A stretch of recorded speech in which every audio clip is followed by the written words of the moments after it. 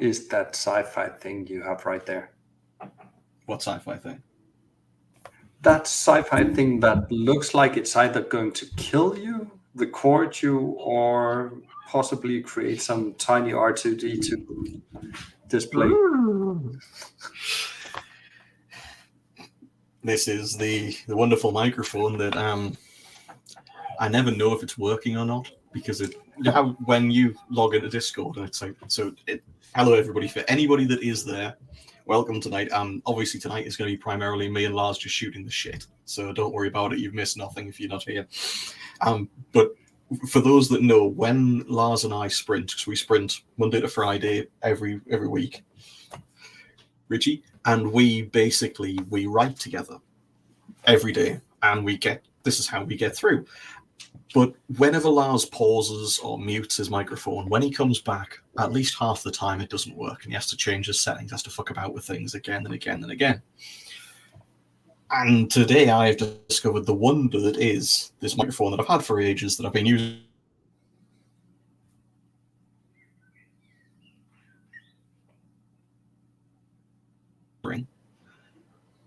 But I'm not talking, then you're lucky, because it means the microphone has cut out. So fuck it.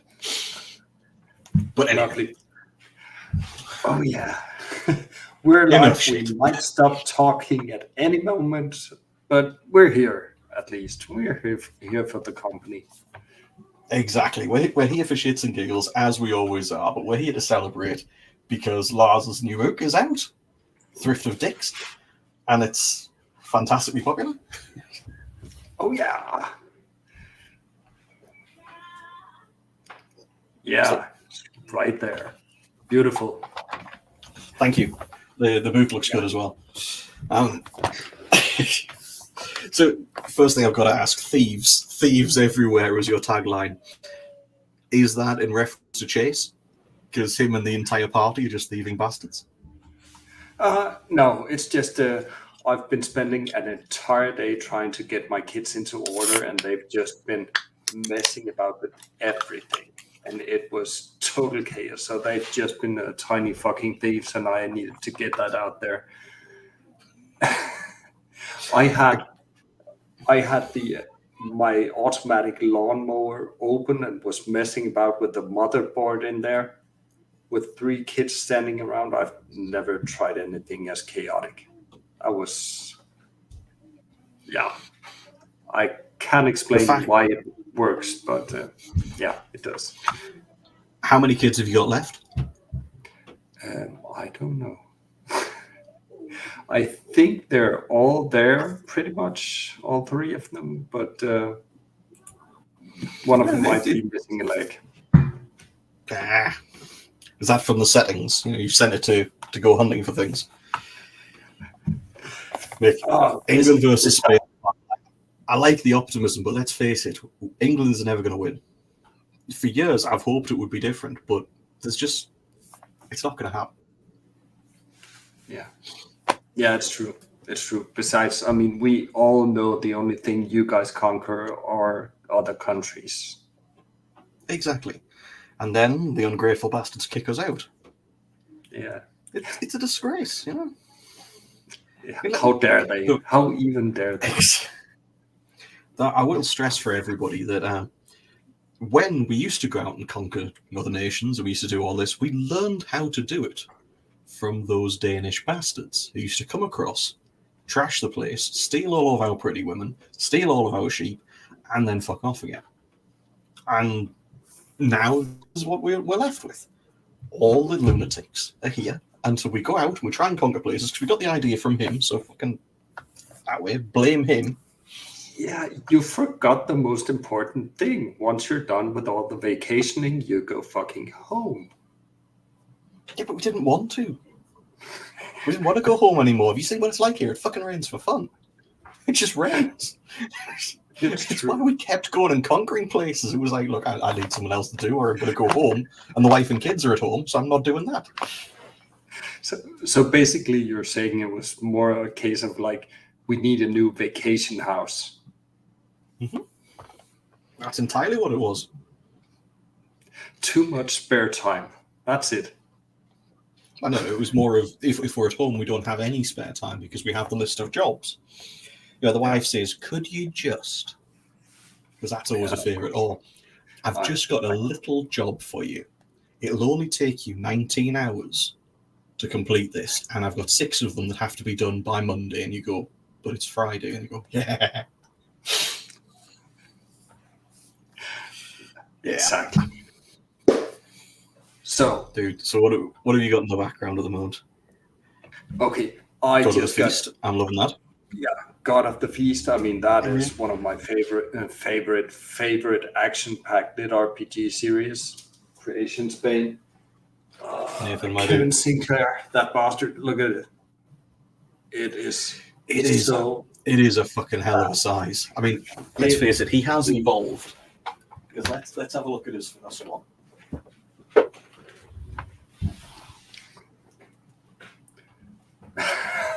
What's that skinny thing? Yeah.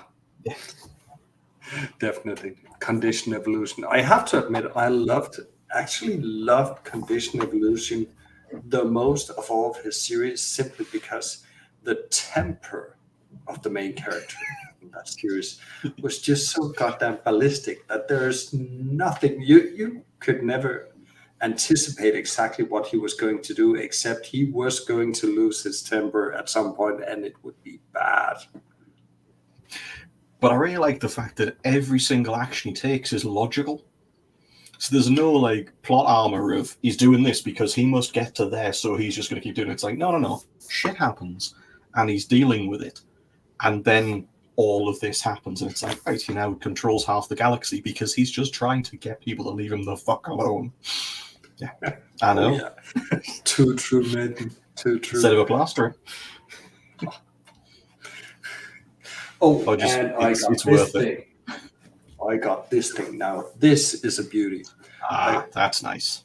Legends and Lattes and the Kickstarter edition.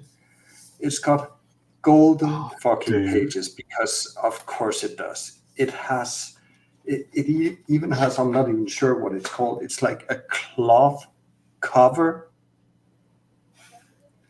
and full fucking.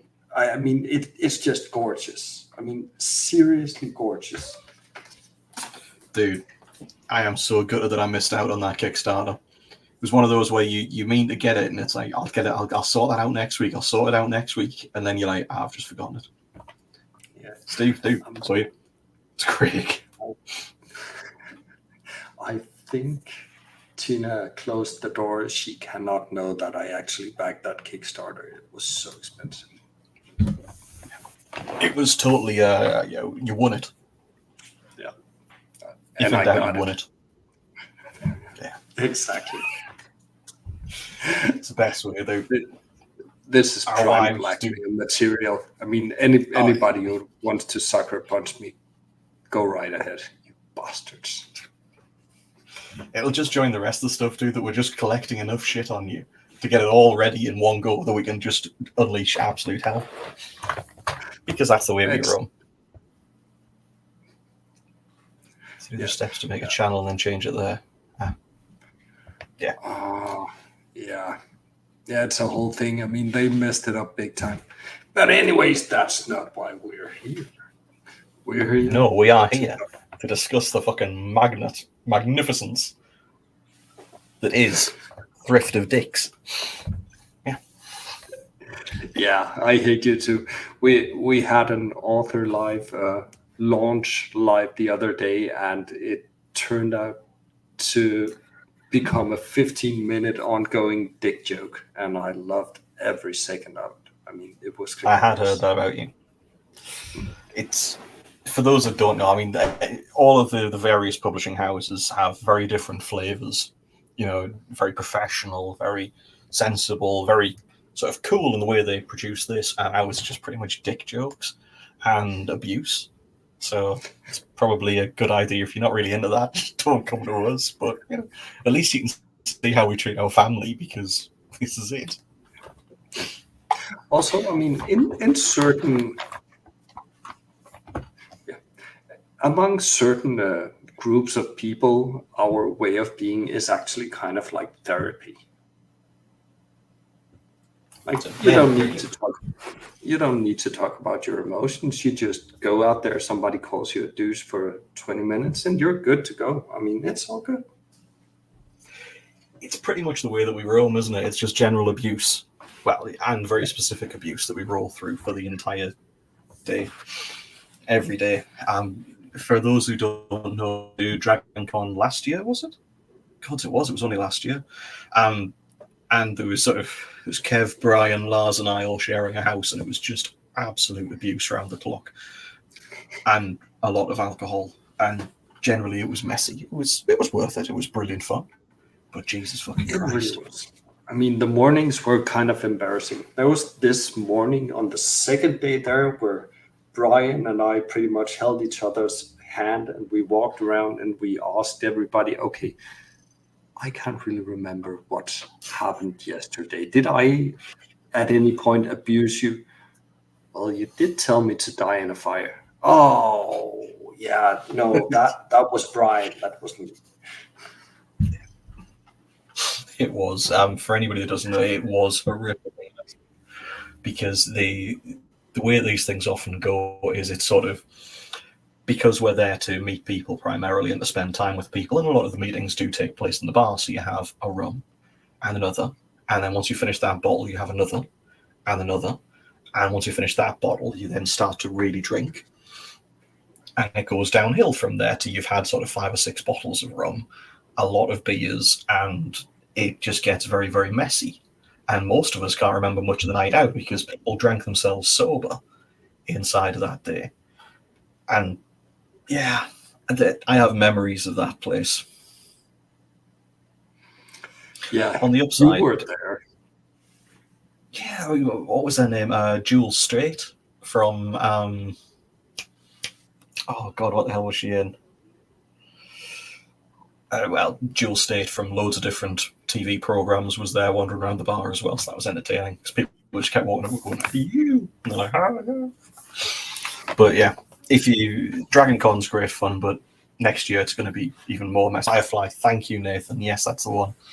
Um, it's going to be even more messy because we've got Lit RPG Con and we've got Jordan Con, so we're going to be naughtily drunk at both of those and making horrific life choices, like doing karaoke with Jeff again. No, we are going to be making proper business choices and networking. Remember it. Yeah, that's what I said. Well, next time, if I end up getting bloody put up for karaoke, I'm actually going to pick a song I can sing, which is to say either Frosty the Pervert or possibly Hey Fucking Santa Claus, Where's My Fucking Bike? Okay, The old classics. let's All try walking around to the room actually underwear. talk about books for once. Just this time. Oh We'll shit, try yeah, to that's why talk we're about here. books. Yeah. And I actually been meaning to ask you, how do you start a series? I mean, is it an idea, a concept, a system, a wild fucking. Dude, if you don't know by now with how many series you've got under your belt, we've got real problems. No, I mean, I know how I do it. I want to know how that mad brain of yours gets started. Shit. In all honesty, the way that I do it isn't really a good way for anybody to do it because for Arise, my Arise series is now, I think, 1.7 million words and 6 books. It's finishing in 10 days, I think it is, that comes out for the last book. And that was supposed to be a standalone. And the entire book was based off just starting in this one scene, which was him swimming in the beach, swimming in the sea at the beach, not just swimming in the beach itself. But just starting there and just relaxing and just I've envisaged the whole scene of like the heat of the summer sun, Greece.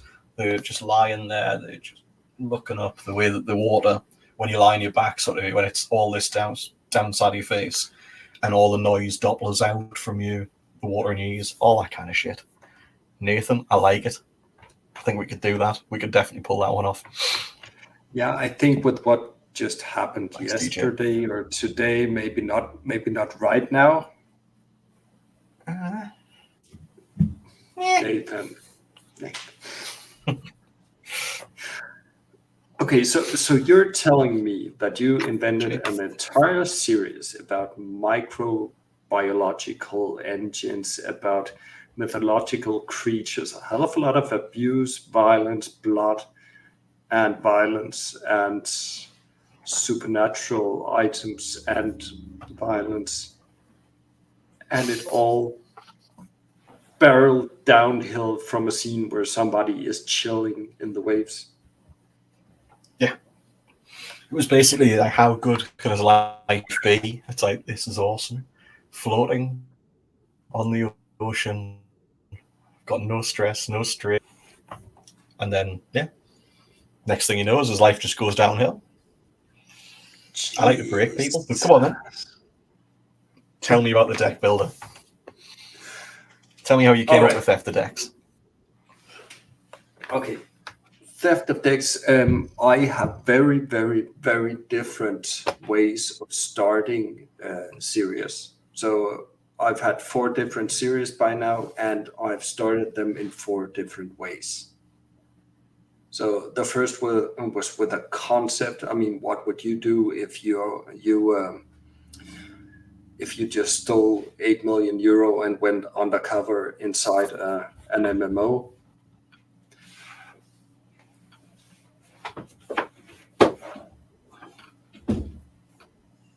Oh yeah, beautiful. Damn straight. Yeah, but this one, it was more with the concept of deck building because I think I've read everything that's out there on Amazon at least within deck building, and I just love the entire concept of it. So it was more like, okay, I really, really, really want to create a deck builder. How would I go about doing that, and which kind of flavor would I want to give it and give that? I mean, how could I do something to actually make that worth it, to make it work? And that's when I came up with the idea, well, we have all these cards, but the execution is very different. And when you see from series to into series, sometimes they have like the cards internalized in their bodies, or they have them like actually lugging around small boxes of cards, stuff like that. And I want to do something entirely different. So I thought, okay, what about if you actually, your card becomes the entire deck and you just expand and have every card of yours as a tapestry on your body, and you can change that out, swap out the cards as you go along. And that's where it all exploded from. So, yeah, I had this idea that I want to create a world where cards weren't for everybody, but then we had somebody who would want to go out and take all of those cards for themselves. So that's why it had to be a rogue, obviously. Mm-hmm. That's definitely the way your mind works with it. So curious, with the decks, the way that they work at the moment, let's, for those who haven't seen it yet. So Theft of Decks on here, you can see that is a tattoo of the actual card. Now, if you then change out that card, do you lose the tattoo? I mean, no, it's a magical representation. So you will simply, it's a picture the way that you have skills in Dungeons and Dragons. Like you can get different tiers of skills and spells at different levels. So here you have pick your cards at different tiers. So on the first tier, you get to decorate your right arm.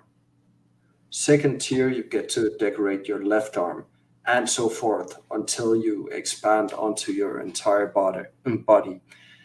But there are different flavors of cards. You have, of course, you have the wicked, evil, dark cards. You have light cards. You have the elemental cards that are typical fire, water, earth, and so on.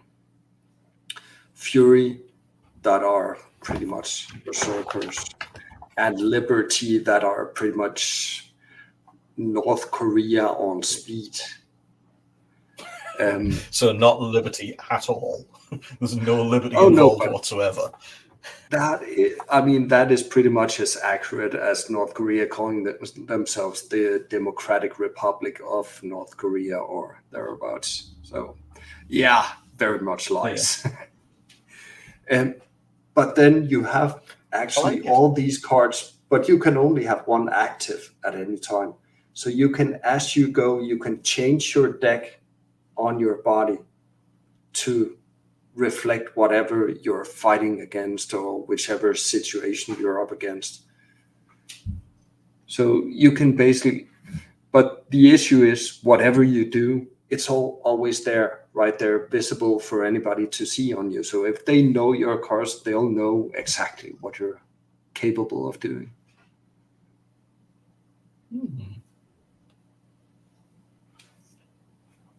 So that intrigues me because that makes me think about it a bit differently when you talk about that. Because I'm about halfway through the book at the moment. Because they've. I don't want to ruin things for anybody.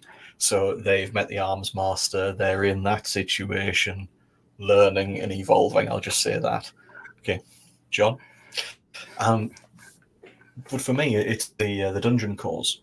I love the dungeon cores, but I couldn't see any way that I could write that because it just doesn't fit with the way that I see the world.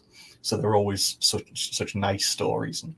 But then when you talk about that this way around, when I've read like Mother of Learning, when I've read all the decks, things like those, the flavor of those are great, but it's not something I could ever see myself.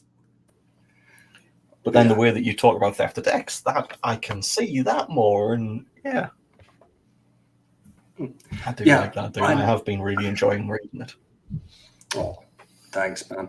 And I totally know that Oh, it's feeling. true. That is one of my favorite feelings ever. Like reading something and thinking, I could never do this. This is amazing.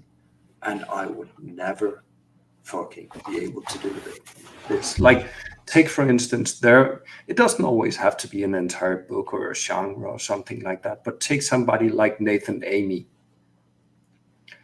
Have you ever, can you remember the wilderness details or the crafting details of his Yes. books? Yeah. Because I Yeah. mean, you can fake certain things, but then there are certain parts in writing where you totally give away whether you have copied or are stealing or researching what you're writing, or if you intimately know it. And Yeah. that I love just seeing, well, that just shows so much more that he has spent the hours needed to be able to describe this tiny scene about how to brew beer or something like that. Mm-hmm. Yeah. How to be a woodsman. And for me, the line that will always just encapsulate Nathan's writing is always just going to be redneck stitches. It's the best spell in the world, and it's just like fucking love that one Yeah. because it's one of those simple things. I mean, it's such a simple and such a small part of the book, but it was just that just explained it to such a T. The whole flavor of the book. Yes. Yeah. Oh, yes. We need to take a short commercial break because Nathan actually has a new book out right now. And I just read it the other day and it's fucking hilarious. It really is. It's about, Nice. it is about Dungeon Course, sort of. It's about It really is. Yeah. it's about a team of accountants that go out to fix dungeons to make sure that they function optimally, that their traps are like they should be, that the fucking feng shui in the dungeons is up to specs, that it looks good, it keeps to the theme, and it's just bloody brilliant. I never knew that I needed that kind of subgenre in my life, but just picture somebody going out to a dungeon and going all like, well, yeah, sure, that Blender is nice and all, but you're like a blood dungeon. I mean, that right there, that's way too clean. You need to lift that up. It's just it works so damn well. It really I does. started it and it took me a while to get going, and it was like, is this really, I mean, what are they about to do? And then they start the auditing, and I'm like, okay, yeah, this works. When it's Nathan and Aaron, you know it's going to be seriously fucked in the head because they're both great guys, but they've just got so many issues as well. They're so much fun to be around and to drink with. And the story is just them to a T because it's just so like, we've done this. Why have you done that? Well, it was perfectly logical. If you see, da, da, da, da, da, da, da. And it's like, why? Why would you do this? You can see like both sides of both their personalities and both sides of the book. And it's, yeah.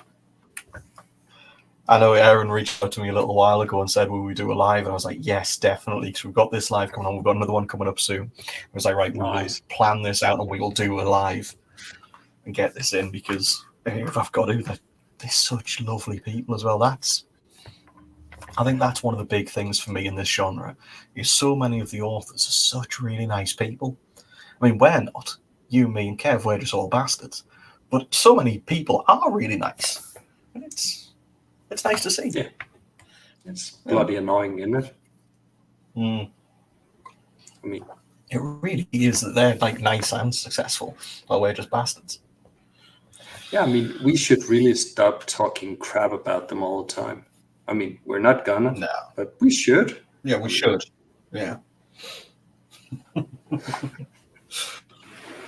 So the problem with the book at the moment with Dex is that I can't really talk about details of it that I know that I really want to talk about because it's spoilery. Because at first, I mean, like when they break in to get the supplies at the beginning, and you're like, I can see where this is going to go. They're going to, it all just goes, and you're just constantly like, I want to talk about it. I want to talk about the good shit, but I can't because people haven't all read it yet. And it's really, we should have done this in like 2 weeks' time so that we could have talked more about the individual bits of it.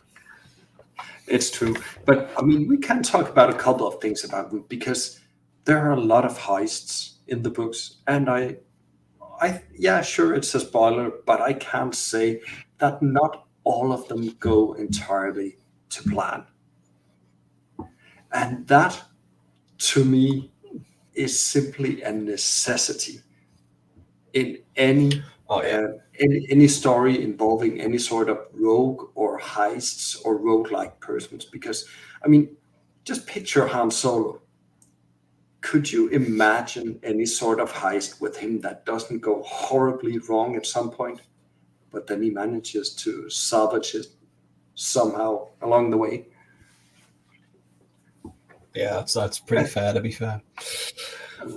Because, I mean, I remember you with the Arkham series, you're exactly the same. All the heists, all the backstabbing, the sneaky stuff, because you do sneaky so well. But thank you. I am going to ruin your reputation in one respect, though, because Lars has this amazing writing trick. And this basically comes down to past Lars and future Lars, right? That's not a trick.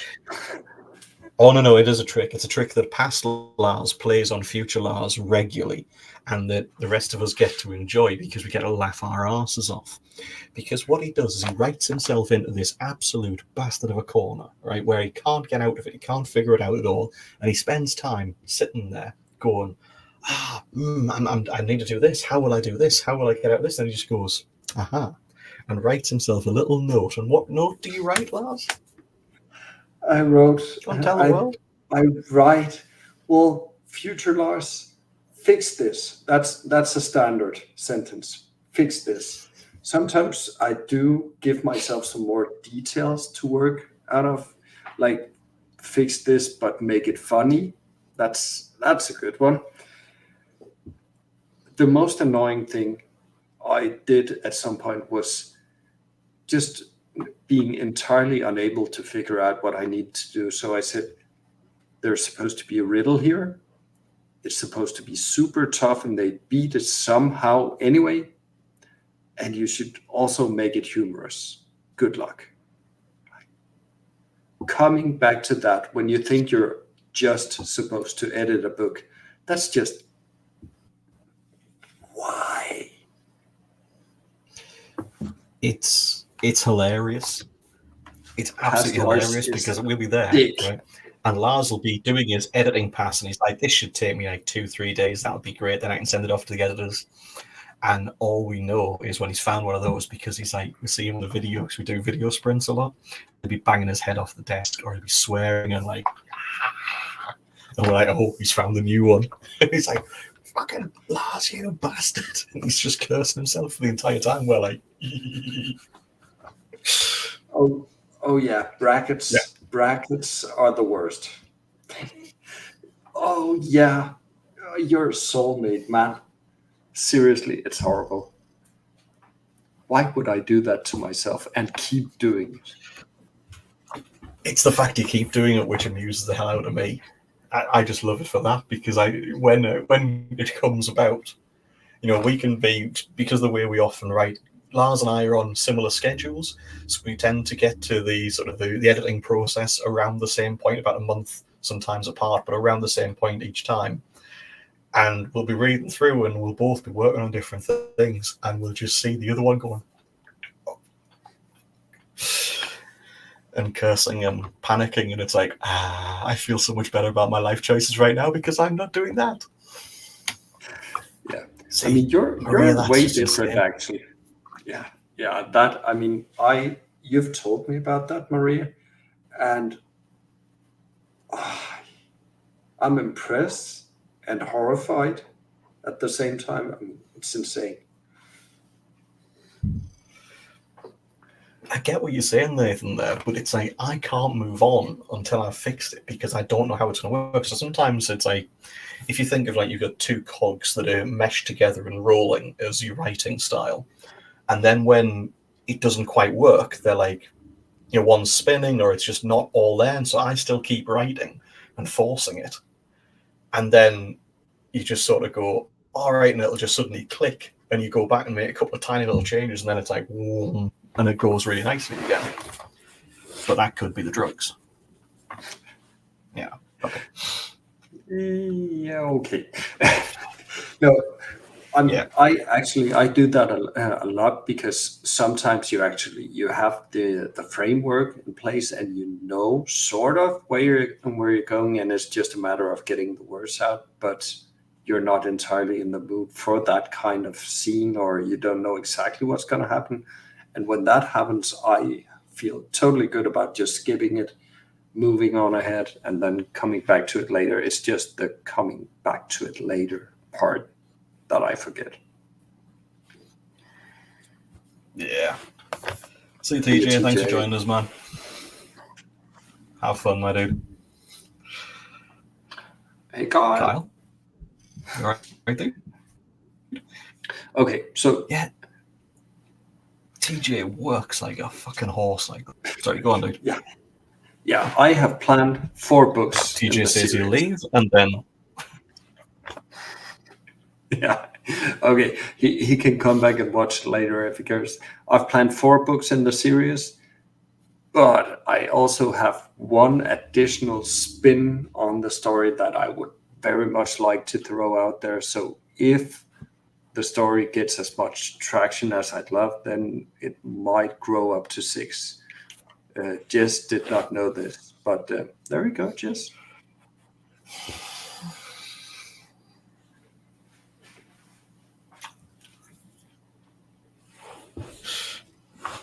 as usual, dude, sell it to the wife, don't sell it to me. Because I'll just be like, yeah, that'd be fine. It'd be great.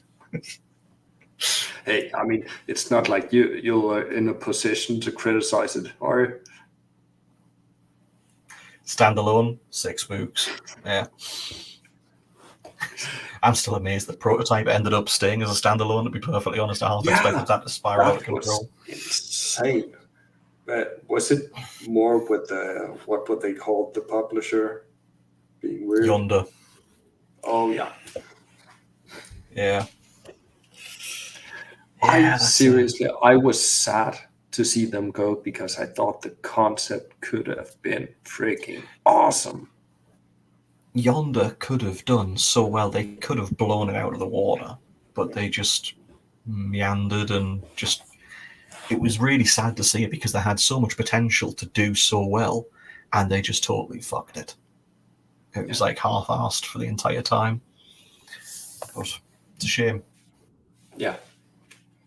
Hopefully someday they'll come back. So well. All right. So what are we seeing from you next? We're seeing.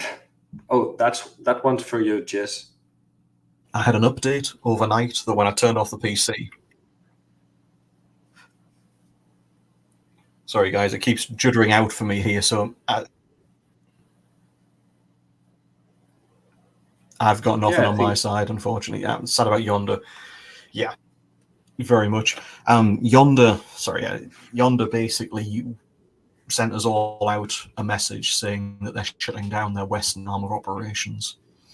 So they're keeping the rights until the rights naturally expire, but at that point, they're just not going to bother anymore because they've ploughed literally billions into it and it just turned off half-assed. So it's a shame, but it is what it is.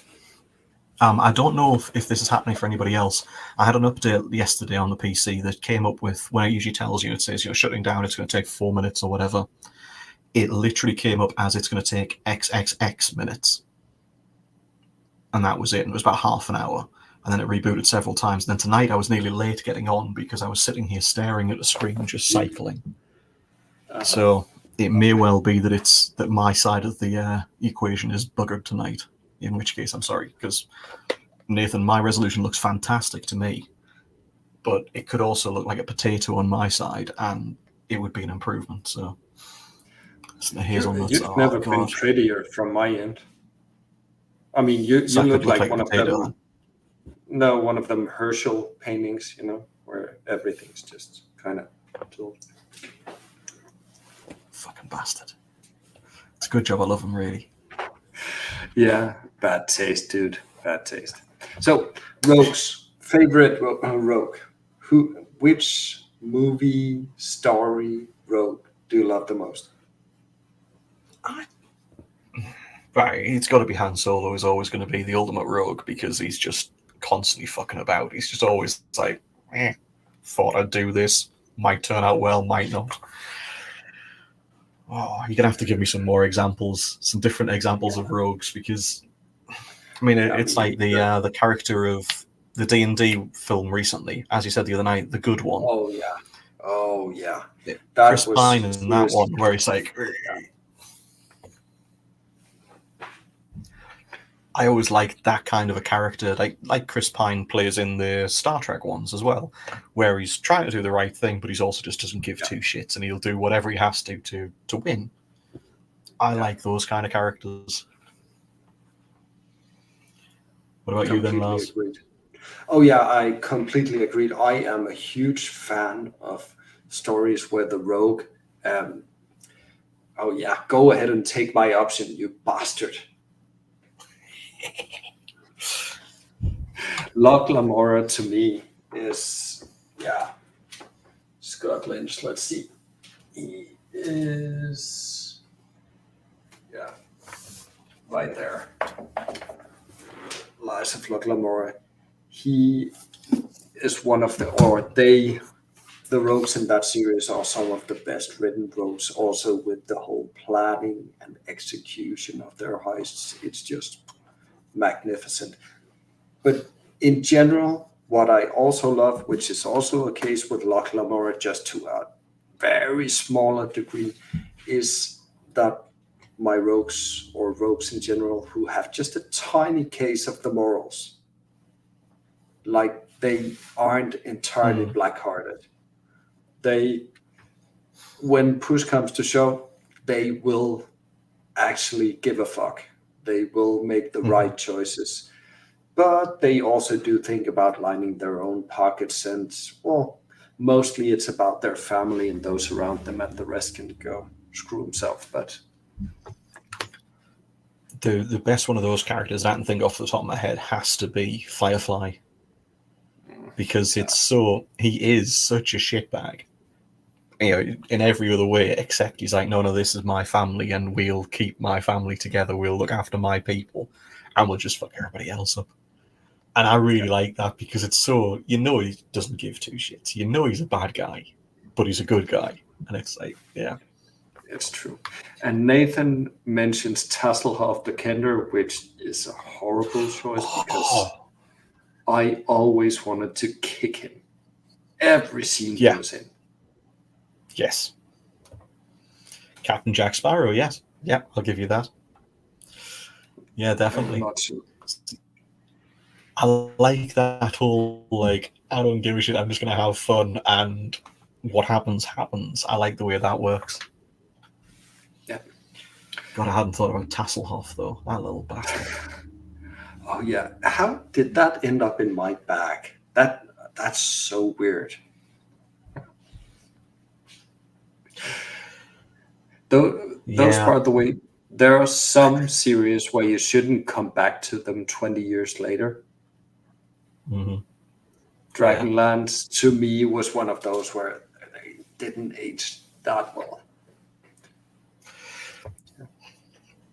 So, Max, my son, the other night we're sitting, and he's got, we have stories on a night time, read through stories, and he's wants me to read this Jack and the Beanstalk story he's got. And Jack in it is such a little shit. He's just fucking about. Runs off, climbs up the beanstalk, nicks all the giant stuff, fucks off. Gets home and they're like, hey, we're rich, we'll never have to work again. He's like, yeah, I'm going back and stealing more. Goes up, nicks all of his stuff, comes back. The next day. And then he chops the beanstalk down and kills the giant.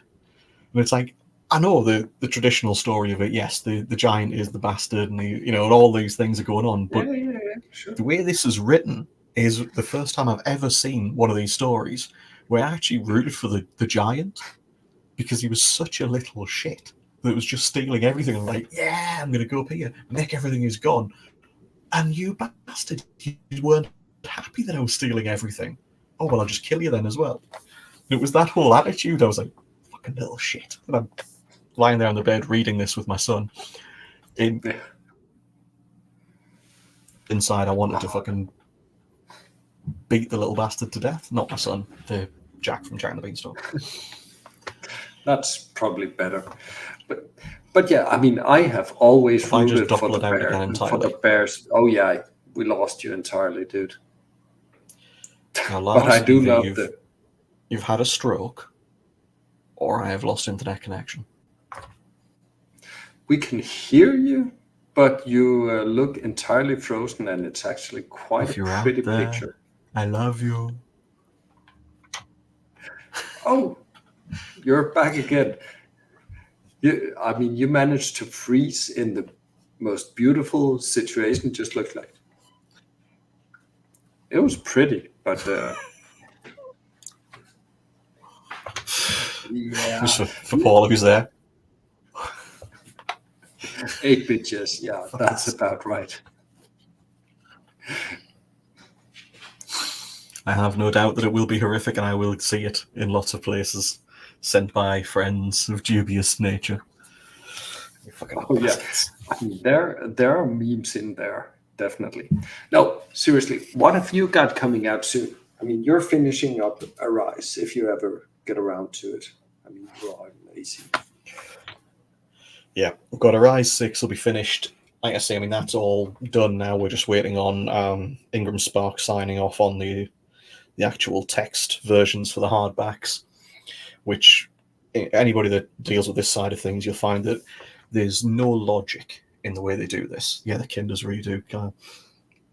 So from our side, we basically have to submit the document. Says like, this is the document itself.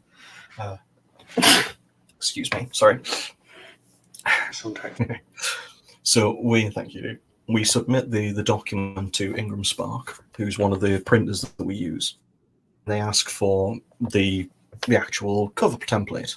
Sorry, the cover itself, because they won't give you a cover template until they've got the document so they can check how big it is. But they also won't give you a cover template to make the cover the right size until you submit the cover. So you submit a cover to them that you know won't fit, that won't work, and then they check that against the actual document and they go, this doesn't fit. You can have a template. And you go, thank you, that's what I wanted originally. And then checking that stage takes like a week. And then you get the template properly. And then you send it back to them and say, okay, now it all fits. Can you just sign off on it? And they go, yes. They do an Amazon. We'll sign off it in 72 hours. You go, okay, that's great. And then 4 weeks later, you're still waiting. And you're like, can you sign off on this? And they're going, sign off on what? Well, the fucking document. The one that's been sitting there for 4 weeks. And they go, oh, okay. It'll be the 72 hours. Nick, you just said that last time, you lying bastards. So basically, you're telling and sometimes me that Spark do have it. been taken over by the IRS? It's not even that good. It's not even that good. It's just sometimes they work and they'll just pass it and it'll be like 30 seconds after you've pressed it and you're like, oh, brilliant. And the next time it's 6 weeks. And you're like, it takes you've literally, all you've got to do is just go click approve because it all fits and it all. Oh, yeah. So yeah, we've got Arise 6. As soon as it's ready with Ingram, we'll be able to do it. And then I'm on Rise of Mankind at the minute. It's the Age of Glass I've just finished, and now I'm struggling my way through the Age of Expansion. That's book 6, right? Trying to get my head around things. Age of Glass, 7. That's book 6. 7? Damn, I'm behind. Yes. Glass. No, Glass is 6, and Expansion that I'm on now is 7. Or Thank Team you. 6. Good man. Thank you. Okay, good. Glad you like it, dude. You're going to enjoy them both. You really are going to enjoy them both. Now, what else have we got? What have you got? You've got. When did your Master of the Horde, the last one of that series, come out on audio? I was, about a month ago. Actually, no, wait, 2 months ago. Sorry. The final book in the series came out 2 months ago. So, the Dragon Core Chronicles is officially finito. It's done. So right now I am only working on Theft of Decks, and one day of the week I'm working on the final World of Change book, so I can finish the Bard's End. Yeah, exactly. I do want to find out what happens there. For those that know as well, every so often, with Kev, Lars, and I have been quite close. Every so often, our characters end up intercepting us, and we have little cameos in each other's books. And quite frequently, they are violent and they result in terrible, terrible occasions. Like, for example, in Arise, Lars, at the time I wrote his character, he was on my good side. So his character is this like almost Indiana Jones type, a little bit less adventuring, but more like really intelligent, really cool and stuff. And Kev had really annoyed me. I can't remember why. I think he was breathing loudly one day, which is disgrace. And so he was the sort of the local gang boss. And I was like, yeah, I'm going to make you the gang boss. Because I needed somebody to be the gang boss. So Kevin Sinclair. So the end of the series, I won't spoil anything for it, but the end of the series, he does meet up with Kevin Sinclair again, just because you've got to go full circle. You've got to end these things properly. So, yeah, definitely. That's one of the most fabulous things about writing. Just being able to put your friends in the most awkward, horrible positions and make them do the disgraceful things. I love it. The terrible, terrible things. Yeah. I did notice Jezebel and Kev-san in this one as well, you filthy animal. I missed that one. Where was that? Near the beginning when he's talking about the coming back towards the waves from the first heist. And it's in there and he's like, and there's this, and there's this, and there's this. And there's... Yeah. Yeah. Definitely, dude. Yeah, of course. Always happy. Love you too, man. God, man, Nathan, how young do you and Donna look in that picture as well? Yeah. I mean, Is that a Because recent picture? Because that is ridiculous. Because Nathan and Darla are this wonderful couple, but they go through periods of like working out like fucking. They just you see them and you're going, you look 10 years younger than you did last year. How does that work? And he's like, arr. Yeah, I thought you must have been.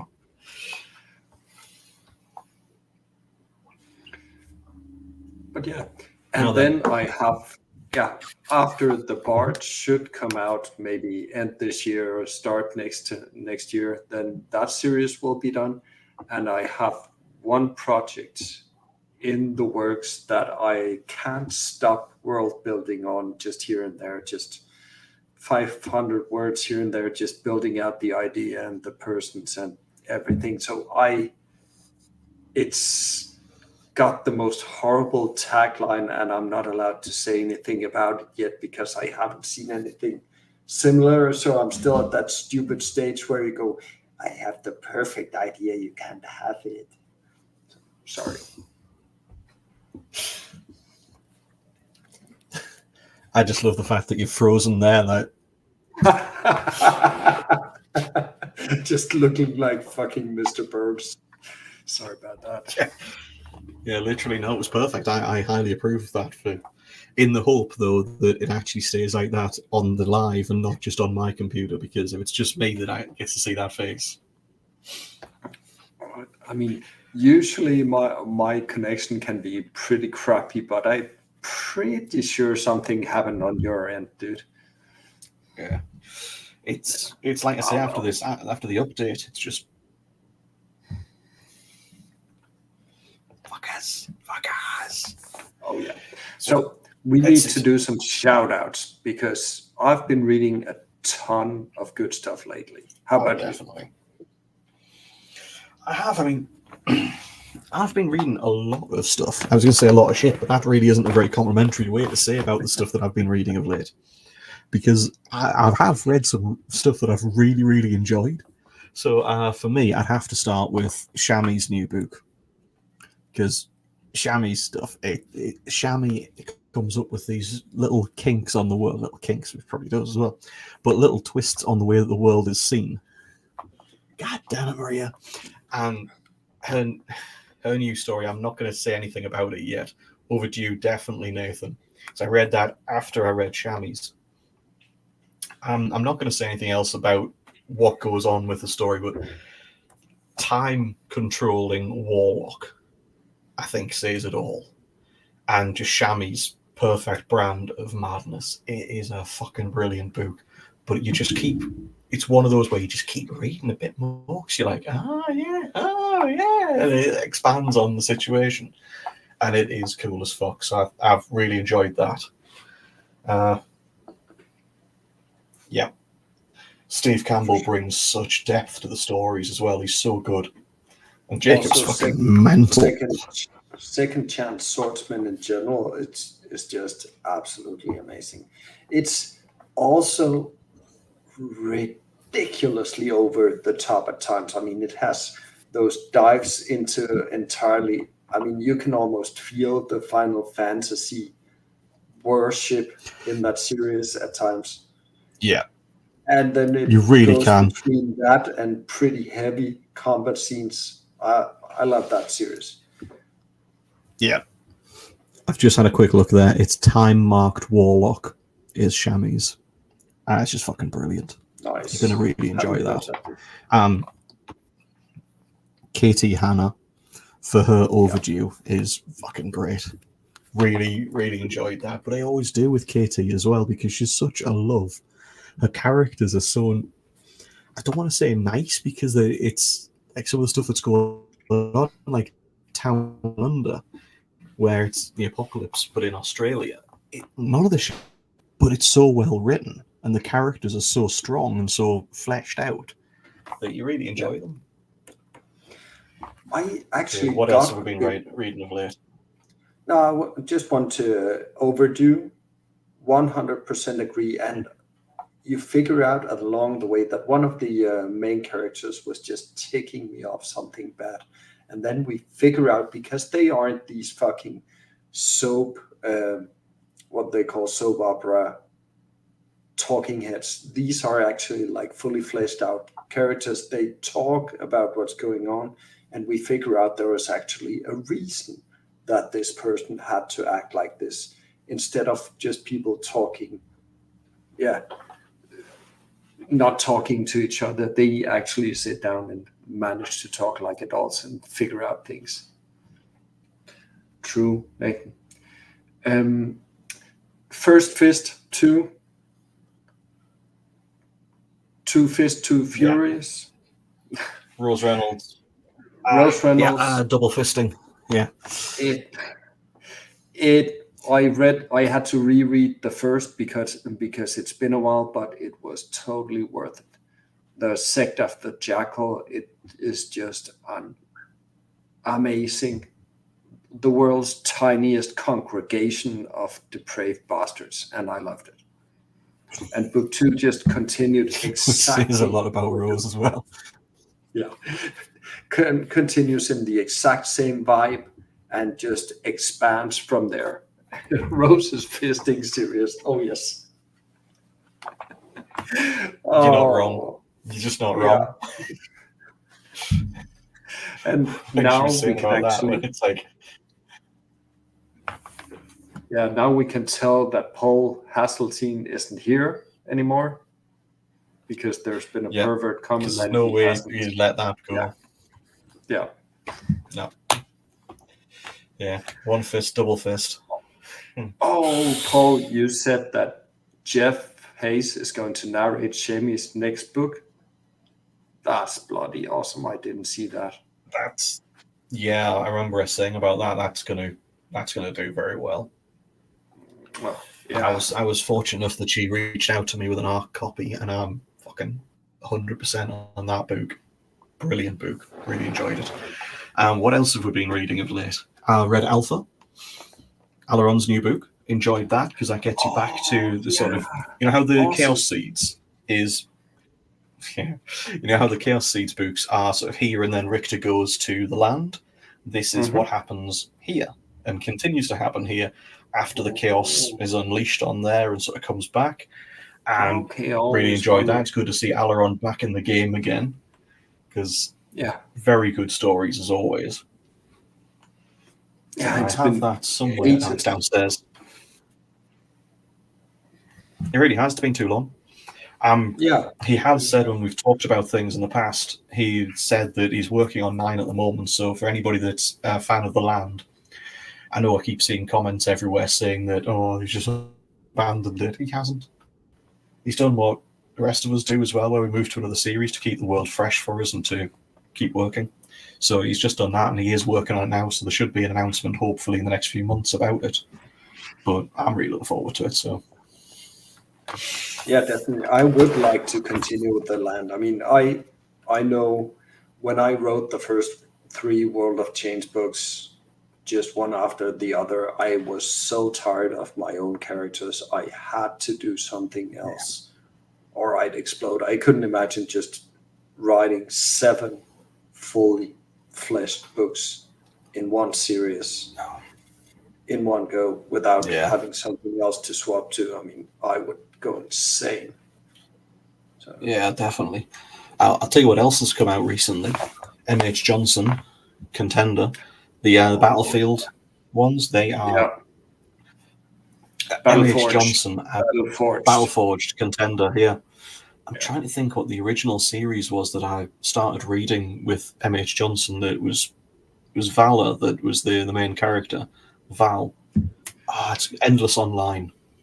Endless Online. Yeah. Really I actually missed that one. That series. Yeah, I missed that one. I only got the what's the next one he did? The cultivation one. Silver Fox and the Western Hero. Yeah, it is. Yeah, exactly. I loved that one. That was so hardcore. Very heavy cultivation, but still, it went heavy on all the tropes of cultivation, but it still kind of made fun of them as well. So I love that equilibrium between embracing them and still just kind of making fun of them and teasing all about all the young masters and all the kowtowing and face slapping. I love it. Yeah. Thank you. Yes. No, very, very good Uh, series, but he's on the Battle Forged ones at the moment. We have talked, and he said he's going to go back to doing the others as well. It's just that he's working like Lars said there. If you go for too long in a series, this is when a lot of the authors in Tradpub will release like a book every 2 years, and it's because they spend a year writing that story and then they leave it and then they come back and spend some more time in that story. Because if you spend too long on the same books, you just go fucking loopy and you end up just like, I'm gonna have to take some time out. So the way that we all seem to do it, because we're all just crazy, is we do 100% on this book, 100% on this book, and then we move to a totally different series, and we keep doing that. So it's different strokes for different folks. And then, of course, you have somebody like Pirate Abba who's written 20 million words in one series in one go in like 8 years. And I mean, she has to have gone insane somewhere far down the line. Oh yeah, yeah. I couldn't imagine doing that shit. I think I've got about 5.5 million words at the moment in total, and that's in like 4 years, 5 years. I think the year before I actually published. So that is also pretty Jesus. insane. I mean, reaching a worry for your wrists level of insanity. I mean, 5.5 millions in 4 to 5 years. That's a lot. It is, but Pirate Arbor is just fucking a machine. I mean, Yeah. 20-odd million words. Yeah, and you have like regular folks talking about, well, I'm not sure if I should cut this chapter. It's a bit long. It's like 4,500 words. And Pirate Arbor is like 20,000 words, one chapter. Bitches. Which one is it? A Memory of Light, isn't it? The Sanderson one that finished off the Wheel of Time. Yeah. That last chapter's something like 140,000 words. That's fucking insane. Complete insanity. It was. But I mean, I get it because also, it's like it's a scene, but fucking hell. yeah, and it's one long battle, and you can't just say, well, let's pause. Okay, you could. But I get it. Yeah. Okay, so let's play around with this. Sanderson went over and took over a series from another. If you were to take a series and have somebody else go in and take over, and it could be just for shits and giggles, it could be to salvage it, it could be to help or just try something else, what do you do? I don't know. I am torn with that one straight away. I'm thinking Richard Morgan. I think it's Richard Morgan that did the that's the one. That's the badger. Either have him take over the other ones just because I'd love to see what he did with it, or Take over. I didn't hear that. Artem. Artem Revenant and Vengeance, have him take over that just to see how dark and how fucked up that would get. Or, and go with me on this one, Underverse, but have Sir Terry Pratchett take it over. Wow. Because it'd just be so fucked up. It would just be such. I mean, it's already a clusterfuck. But no, you know which series he should have taken over? Like just 1-2 books from the end. Sword of Truth. Right, I thought you meant one of ours. Oh, Jesus Christ! No, Sword of Truth. He should have taken over like 5 or 6 books from the end. Because the first 4 books. No. Just come in with the entire baggage, with the entire political clusterfuck of commentary there, and just go in and then start introducing everything as satire. That would. Oh. Brilliant. I could see that. I would read it, to be fair. I would definitely read it. For anybody who doesn't know the series, right, the Sword of Truth The first book is good. The second book is brilliant. Third book's good. Fourth book's all right. And then it's sort of, he seemed to get to the point where he just lost all clue where he was going. And later books contradict earlier books, and like the rules of like wizardry that everything is built on are just getting contradicted constantly all the way through until it's like book 14 or something. I gave up at about book 9 because I was just like, none of this makes any sense anymore. I kind of, but I love the series as well. But I'll tell you what's really bad. Not bad, but what's really like a kick in the tits. Robin Hobb, Soldier Son. Dude, why are you doing If you this? ever think that we are too cruel to our characters, have a read of that. Because I would genuinely deserve the kind of shit that's coming to me if I did that to Jax, if I fucked up their lives that much. Yeah, it's very all right here, and I don't know. It was pretty much the last time that I bought an entire trilogy from one of my favorite authors without hearing about it first or without reading a bit. Because when I read through that trilogy, I hated myself so much.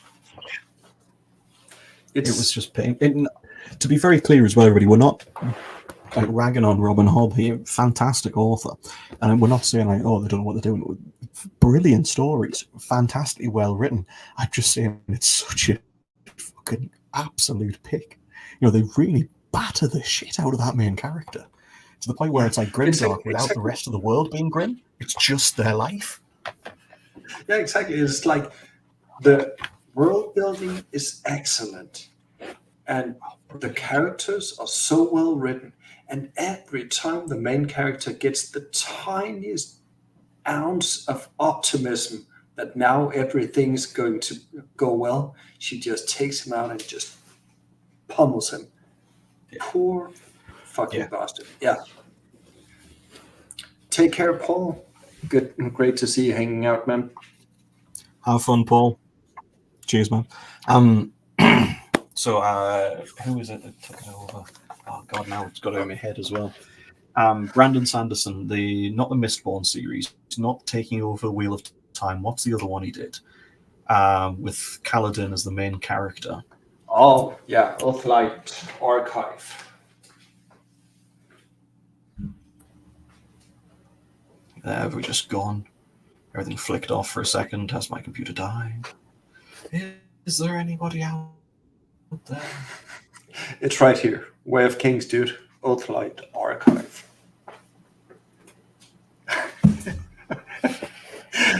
It looks like you're waiting for a beer to be entirely honest. Computer's dead. Oh, I love how this. I love you all.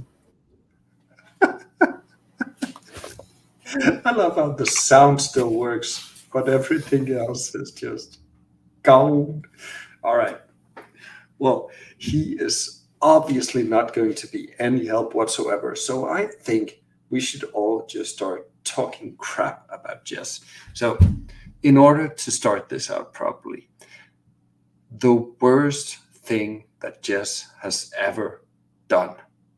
I need examples here. I think. Oh, is he ever any help? No, but he needs some help. Definitely, most definitely. No, I think what we need to do is actually just act as if we spend a whole lot of time talking shit about the poor bastard, and then if he ever comes back, we'll just act as if everything were perfect.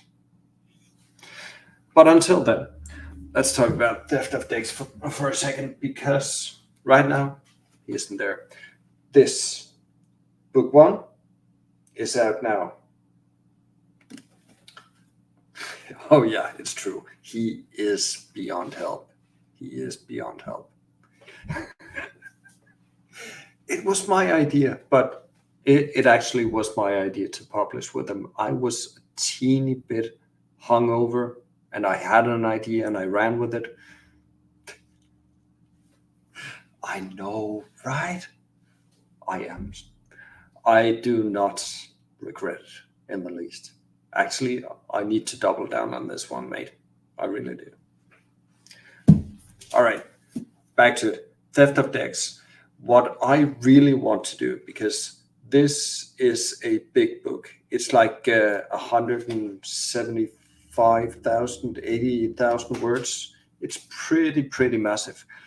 And I tried to talk Jess, that cheap bastard, into getting every single piece of card as graphic art.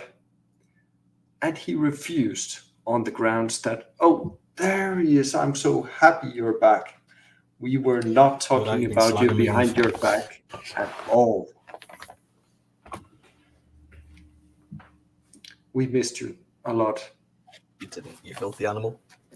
Yeah, literally, it was just sort of all started going black on my side, then rebooted, and the computer was just stuck in a reboot loop where I'm just sitting here screaming at Microsoft, "You motherfuckers!" Well, the best part was that the audio was still on, so we could hear everything you said. It was beautiful. I was talking, and I was like, "It stopped. Everything has stopped. The camera's died. Lights are flickering."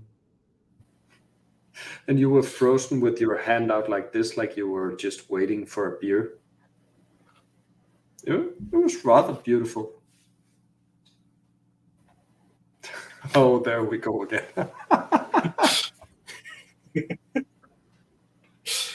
It's not just my camera. It's the computer in general life as well, Maria. Motherfuckers. Yeah. Honestly, I don't know what's going on with it because we've got Starlink, so it's actually a really good internet connection. It's just plain silly fuckers. I have to admit, I think you have the most expensive.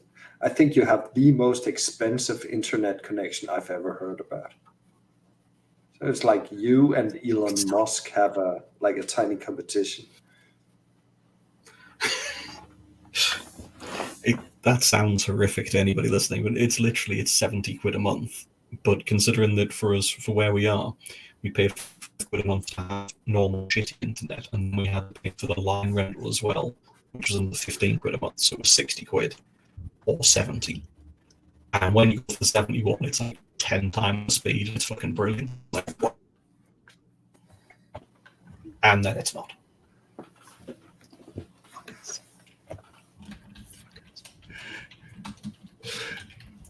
So where were we, dude? What were we talking about before I started shouting? Okay. Sanderson. This. Yes. What you were talking about. That's the one. Right. The Way of Kings. Right. So in that one, right, about book 4, you realize that there's this very, very obvious pattern in that, life is shit. Life gets better. Life's going really, really, really good. I'm going to take it all away again.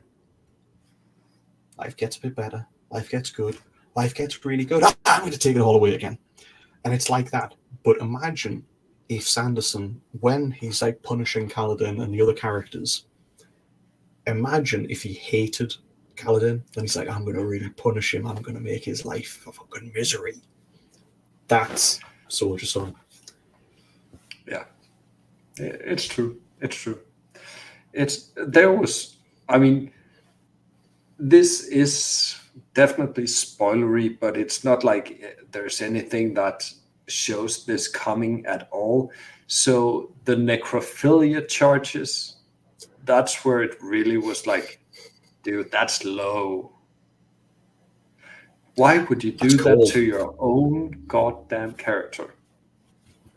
Yeah. Oh, yeah. You're right, Nathan. Kaladin had it easy. Bridge crews, they're so whiny. Yeah. Bridge 4. It is a brilliant series, though. One series I would love to have taken over. What is his name again? He is called Andy Weir. Is that the guy? The Martian? Oh, yeah. Thank you. There we are. Andy Weir should take over any book co-written by Brian Herbert. Because, Frank Herbert's son. Yeah.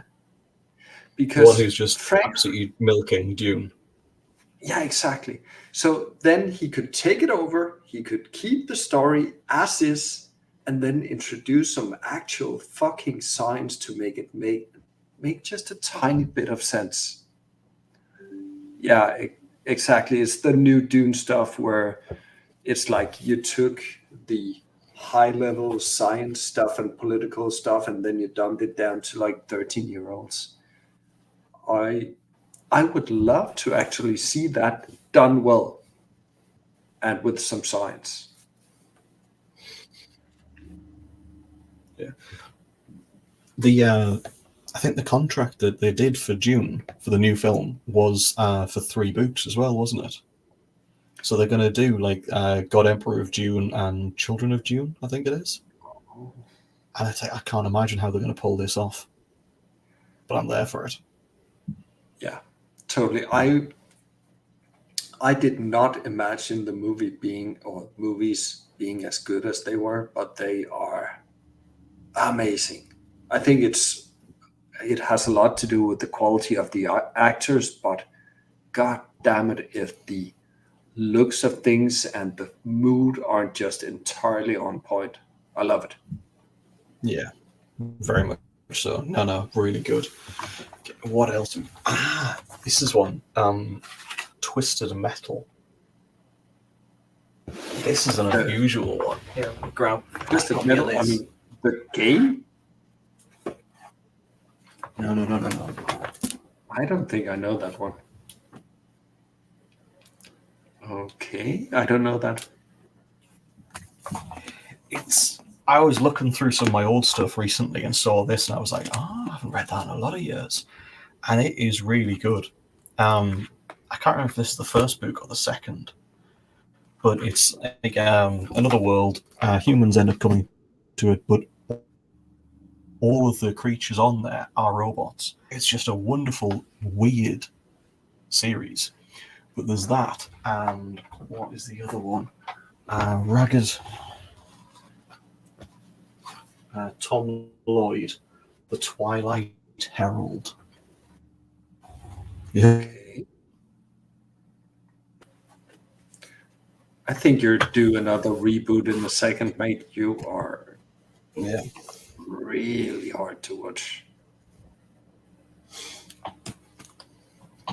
I love you too, mate. I've never been easy on the eyes. I mean, it's worse than usual, dude. Nothing personal, but how can it be worse? I don't believe you. I don't believe it can be worse. I've already convinced my son that what happens here, rather having hair appear, is what happens if you get out of bed too quickly in the morning. So now he gets up quite slowly every morning because he's too afraid of going through his hair. I'm saying if you get up too fast, then you just go through your hair. It sticks to your chin instead.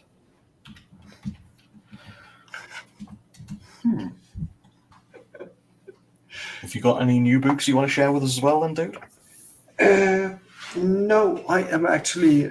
We've been over the couple. I mean, I loved Overdue. I loved First Fist 2 and Nathan's new team, Audit Team 6. Yeah. But I'm going on a vacation from tomorrow, actually, and I am going. Oh yeah, I deserve it. And I'm going with just old books. Well, that's not entirely true. I'm also picking up, finally catching up on Michael Head's what's his last one? The Judge and Jury. What's it called again? Damn it! I'm enjoying watching you struggle. Oh, thank you. It's like Judge, Jury, and Executioner. Thank you. I suck so much with names, with titles, but yeah, that one I'm taking. But then I am also taking.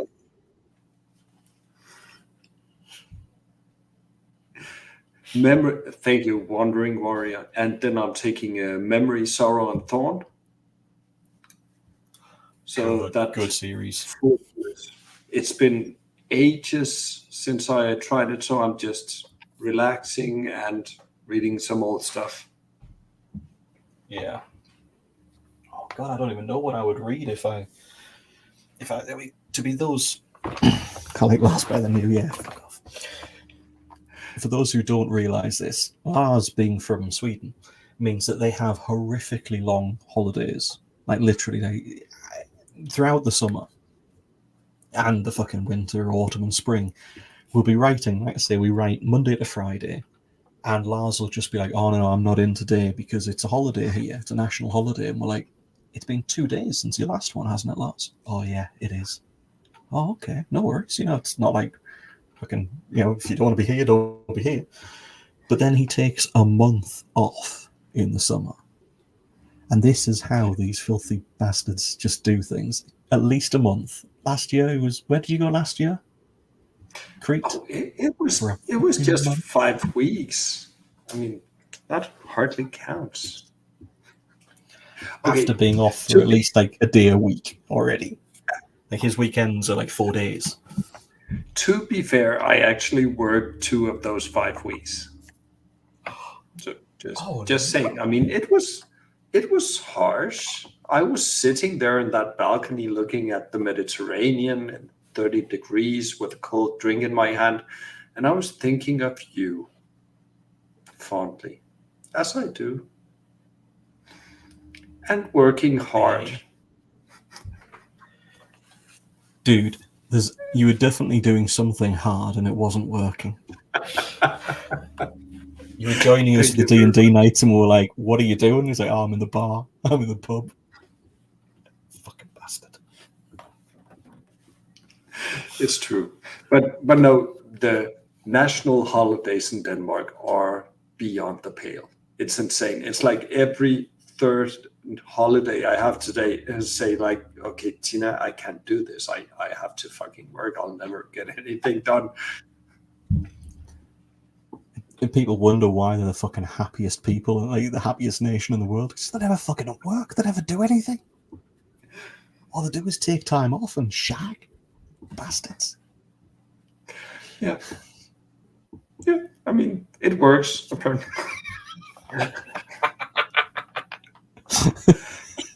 Keeping it classy, Jay. It's a fucking good one, dude. I did like that one. That was a good one. That was quick. As like I said before. Yeah. I am so going to really be sad when I'm on vacation for the next 3 weeks, and I'll just pop into the office now and again just to see that you're working, make sure that you're enjoying yourself, editing more. I hate you. But I've got 5 weeks to write the next story, so.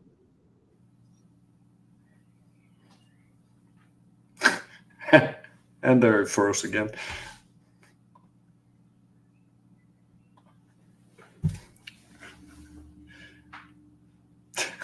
Yeah.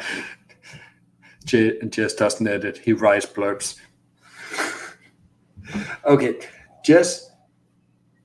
Now, I love looking at you, looking like an 8-bit warrior, but I think we have to call it simply on behalf of your dying internet, because Jesus Christ, you're painful to look at. I'm painful to look at the best of times as well, you cheeky bastard. Yeah, but at least the resolution is good.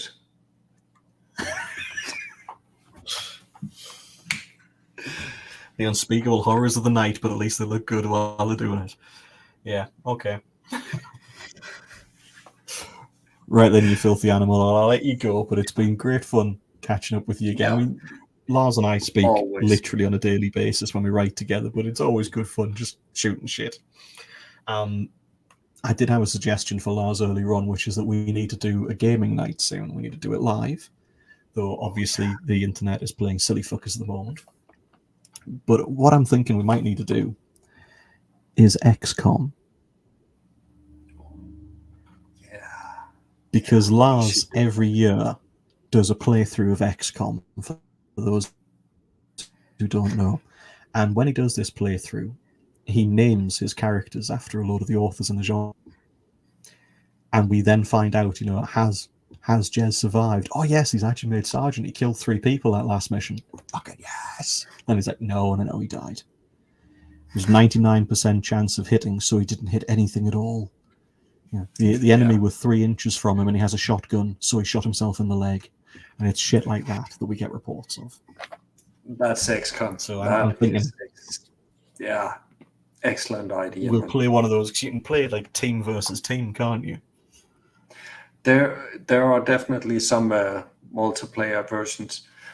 Nathan asks if it's supposed to be the original. I have played the crap out of the original. It has the best soundtrack ever. But the newer ones, XCOM and XCOM 2, those are just amazing too. Amazing. Did you ever try Phoenix Point? Oh yeah, I did. I've not too much. I've got like 30 hours logged in or something, but it was actually pretty goddamn solid too. Yeah, it was a good one.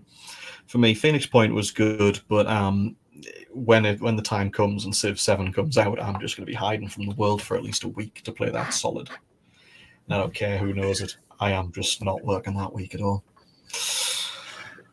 Oh. We will tell you, because it will be in the sprint channel.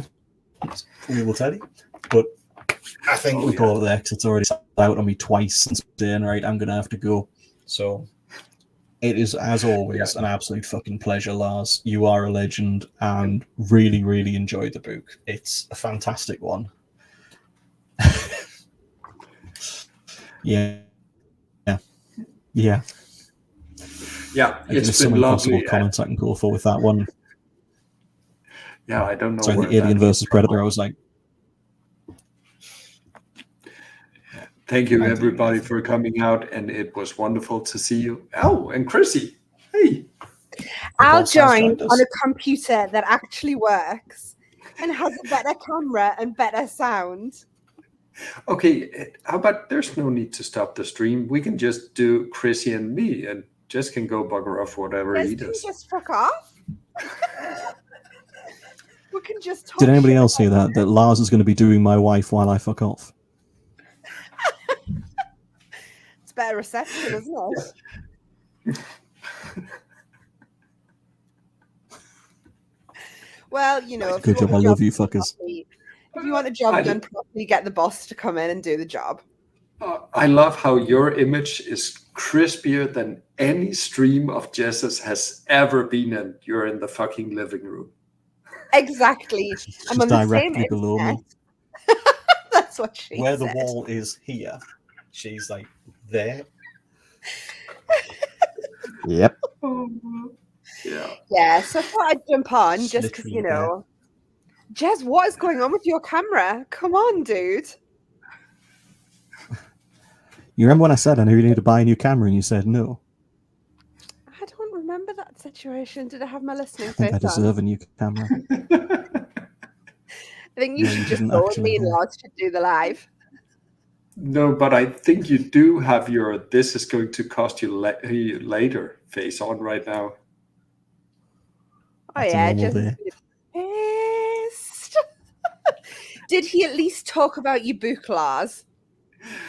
Oh, I don't know. He was bad-mouthing me a lot. I think we did talk about some books, mostly his own, I think. He was pretty mean. This does not surprise me one iota. One iota.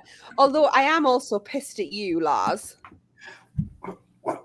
Me? No? What? Because I wish you'd wrote a shitter book, because I haven't seen Jez since the release. Because he won't put your book down. Well, to be fair, if you're not seeing him, he isn't annoying you. I mean, just putting it out I can there. still do that by breathing in the next country. He still does it because he literally just sits there and reads the book and won't put it down. I was up this morning at 5:15 to go for a sea swim, And last night I was like, Jez, we're really nearly night. I've got to get up at like 5:30 this morning and go for a sea swim. Like, put Lars's book down, and he wouldn't. Well, I love you too, mate. Oh, Jez. What an absolute clusterfuck you are. You know, this is great because I can just throw abuse at him and he's upstairs and he won't leave the live to come downstairs to tell me to stop. So I can get away with loads now, Lars. It's beautiful. There is, however, one little thing that I do want to stress. I know how to change the Wi-Fi password. So do I. Oh, shots are fired. I'm all right. You can change the password. I can change it back. I also have a dongle, so it's not a problem. Won't you talk about your dongle in public? Yeah, I have a dongle as well, just in case any internet goes out. But yeah. And who was it? Who was it who wants me to say books? Because that's how you say it. It's B-double-O-K. J. Book. J, it's a book. How do you say it, Lars? Definitely B-Y-Y-K, book. As one does. Right? How do you say it in Swedish? Oh, fuck off.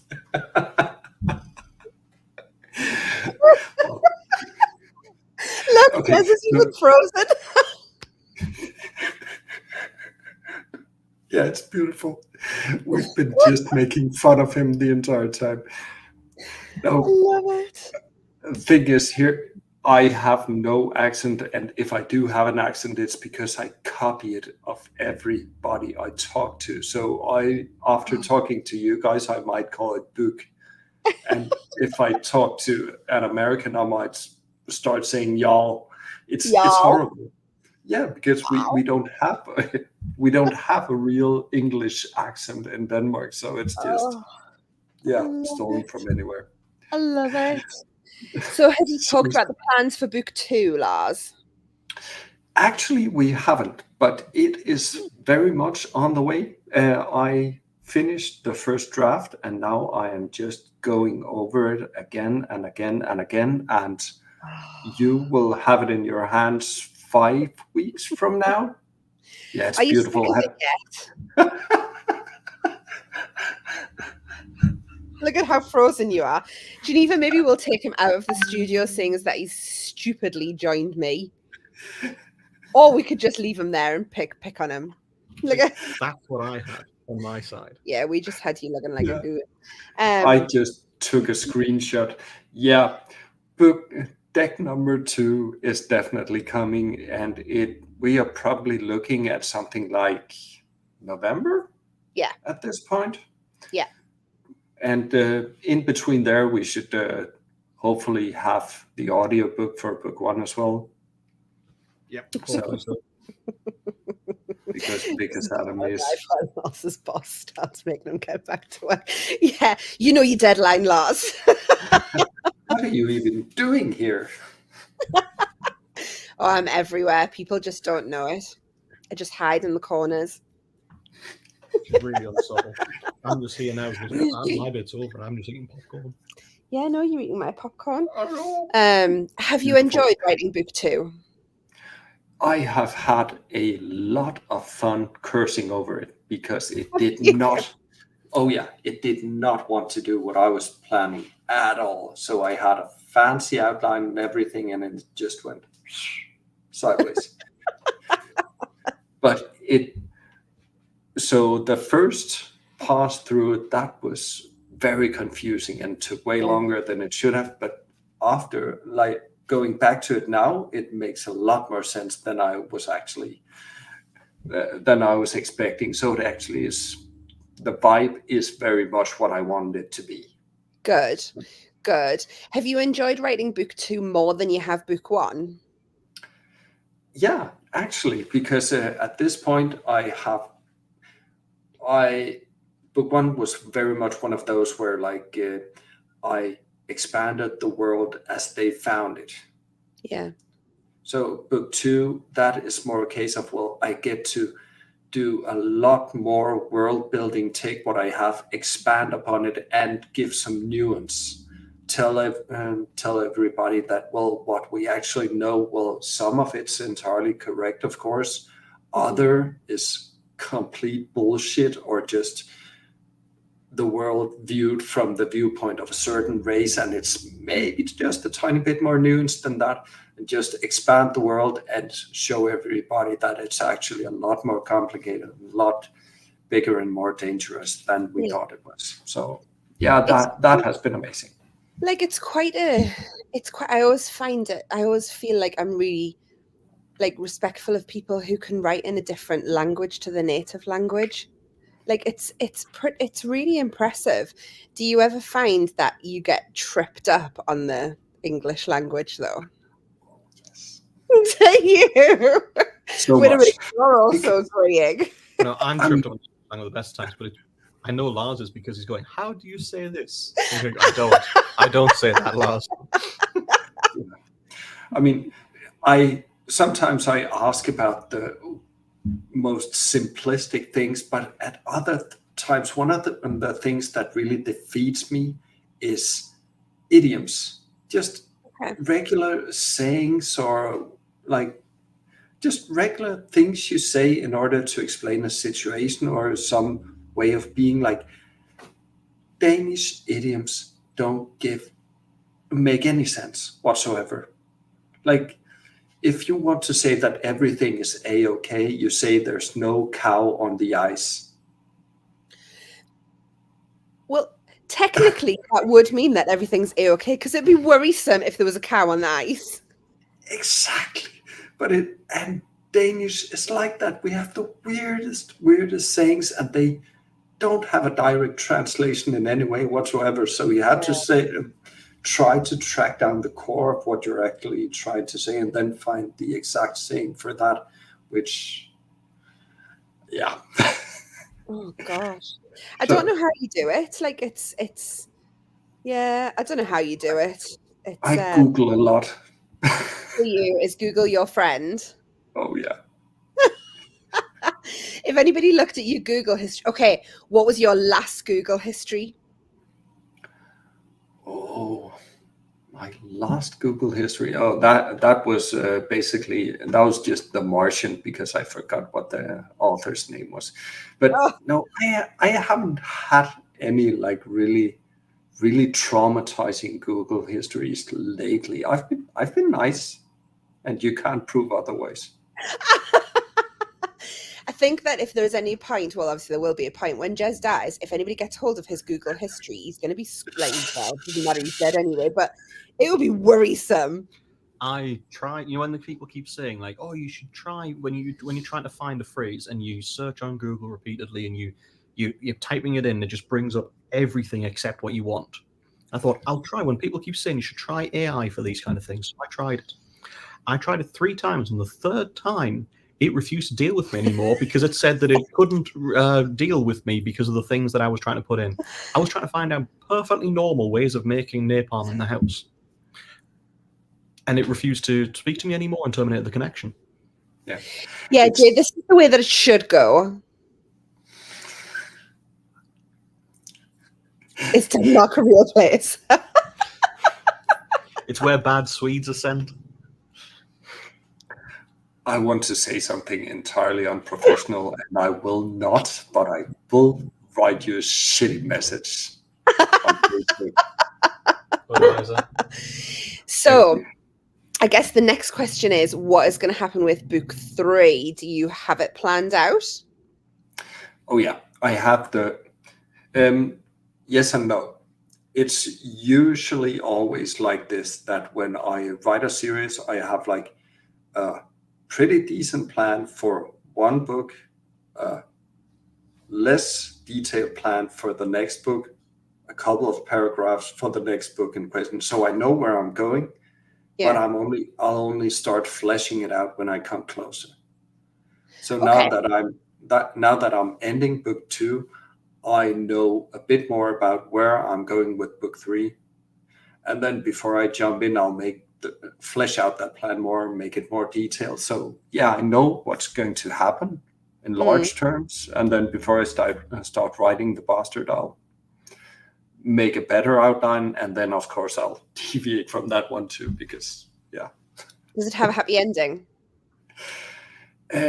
I was actually planning on killing off one of the main characters in book 1, and somehow he survived, and I still don't know exactly how that happened, but I want to kill him off at some point. Why? Well, because I mean, You can. yeah, I mean, that's some people are just the right type to die. I mean, Yeah. it's like the blondes with the big tits in horror movies. They cannot survive. That's, I mean, Yeah, because it's always infuriating when you're watching a film and you're like, well, why did you put it in there? But exactly. yeah, So, what would you say is the most exciting part of a launch? Because as you can tell from our faces, launches are pretty stressful on our side. They're not an enjoyable experience. yeah. But for you, what is the most enjoyable part? Oh, the most enjoyable parts are, of course, the comments. I mean, people coming back and actually enjoying what you've spent months and years building on. Yeah. That is just amazing. Yeah. The constant refreshing you do, and pressing F5 every 10 minutes to see whether the rating has changed, whether I could live without that. Yeah, it is. Yeah, because it's dicey. Like, it's a dicey industry right now. Like, the market is flooded, and it's really hard to get your head above the parapet. But I do think that when I do see the comments about our authors, about Jez's books and what have you, like it makes it all worth it, doesn't it? The readers make it all worth it. Definitely. Oh, sorry. There was one book. I mean, this is totally not what we were talking about, but You need a bigger bookshelf, Lars. we were talking about books we enjoyed lately, and this Scarlet Citadel, Jack Field. It is. I'll start by saying it's not for everybody. No. I will totally own to that, because it is not your standard numbers go up lit RPG at all. This is more traditionally told fantasy blend cyberpunk. It's a weird world to me.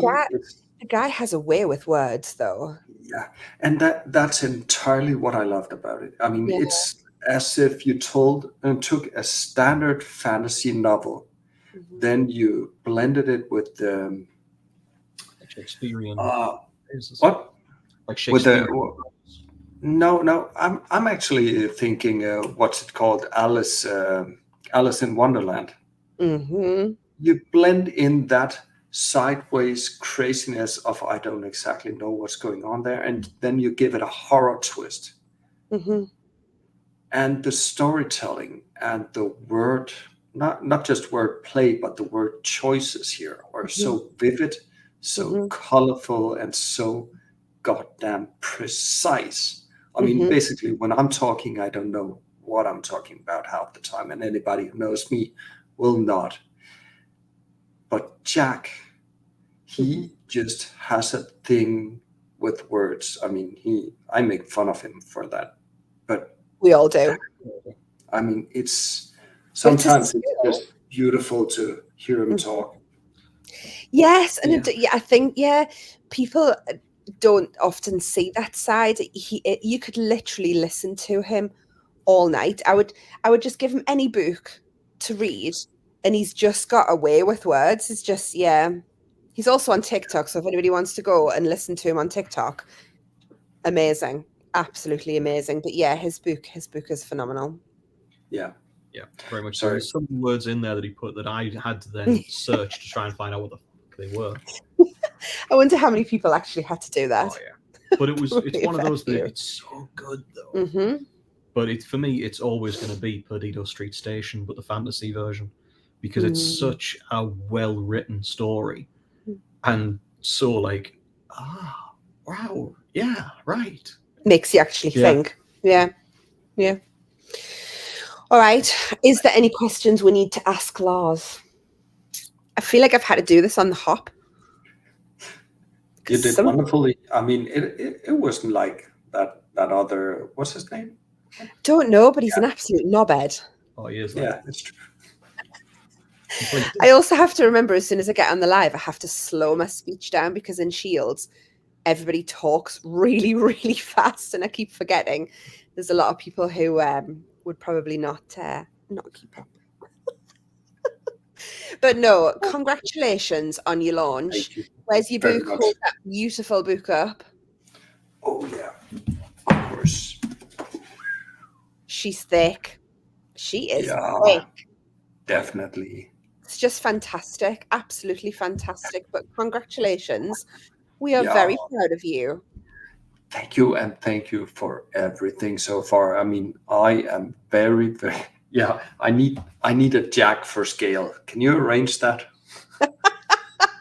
I'm sure we can. But no, you're doing fantastic. And I hope that people, after watching this live, even though your side was a clusterfuck, I hope that people do pick your book up and continue to read it. Shouldn't you have Jack hold it up for scale? I think we should totally do that. Yeah, I think we should. Yeah, let's do that. But yeah. Right. What we'll do is we'll get Geneva to pop a link on. Geneva's like, oh, Chrissy, you fucker. She's like scrambling to find the link. We'll put a link across the bottom of the screen, and also attach a link to the comments bit, so that if anybody wants to order it, go and order it. And there you go. Well done, Geneva. She'll kill me later. Go buy the book. Book. Yes. B-O-O-K. Phonetically, it's book. So you keep insisting.